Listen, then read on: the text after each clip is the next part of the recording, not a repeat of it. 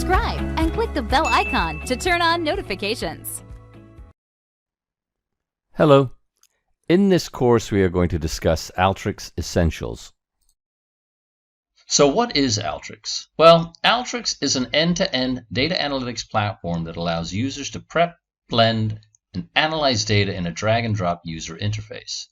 But how does this differ from programs that you might already be using, such as Excel and several other spreadsheet programs? Well, adding data sources to Excel requires manual copy, paste, and repeat tasks. This is also true for data cleansing. Automation of this repetitive work is possible, but you have to learn some programming language coding. In Alteryx, you can add repeatable processes by dragging and dropping tools into your workflow. This workflow can then be automated or scheduled to run on a regular basis, which saves a lot of time. Excel is also limited to just 1 million rows, so anything greater than that would have to be put into a separate file. While in Alteryx, a large amount of data can be utilized, and it has 80 different types of needed data connectors, as well as an assortment of APIs. So let's take a look at the platform. The white blank space we have in the middle is the workflow canvas. This is where we put our tools or our processes. On the small tab above it is the workflow name. An asterisk above it means the workflow has unsaved changes. To close one or more workflows, click the X, or right-click then select Close, close all but this, or close all. On the right upper corner we have the search button. Here we can type in keywords to look for a particular tool. It also looks for content, community posts, connect assets, and gallery items that are related to your keywords. On the upper left we have several menus: File for saving, opening, and exporting your workflow. Edit for actions such as copying, paste, undo, and redo. View for showing and hiding the different windows. Options for user settings and configuration. Help for tutorials, sample workflows, and hyperlinks to the Alteryx community. And checking for new updates on the platform. Lastly is the language. We can specify the languages used on the platform. Alteryx is currently available in these 8 languages. Under the menu is the tool palette, which consists of all the tools categorized into color-coded and shaped categories. We can then secure this by clicking on the plus button, select your preferred preset, or select the tool category that you will use, then hit OK to apply.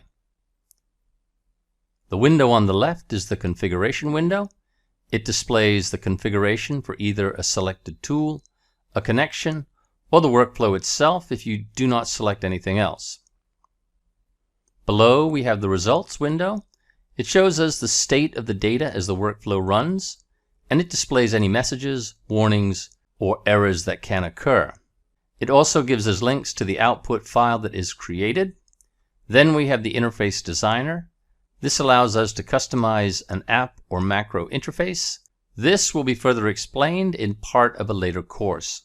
Lastly is an overview window, which is a snapshot of our full workflow. You can use this to pan around the canvas if you have a big workflow, wherein the highlighted rectangular area is the one currently in view on the canvas.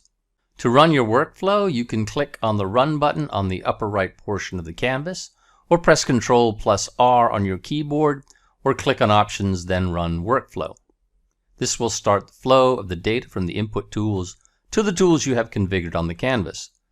Do take note that this will not change anything on your original file input unless we override it using an output data tool. Tools won't do anything to your data unless you configure them first. Let's look at our configuration window. Each tool has a different configuration. If not configured properly, they will display a red exclamation mark on the tool icon to let you know that it needs further action.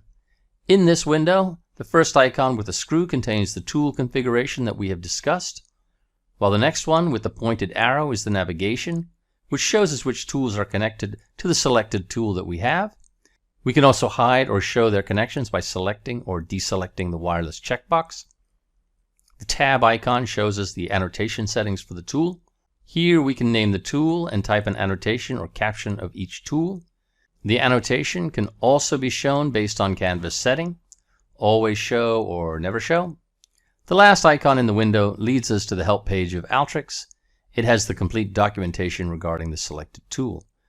Once you are done with the workflow, you can save it by navigating to the File menu, then hitting Save.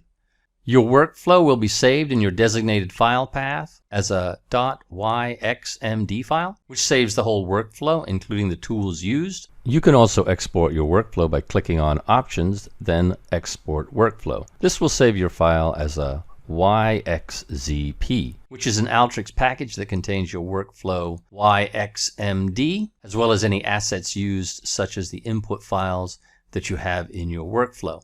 This will be useful if you are sharing your work to others in your organization.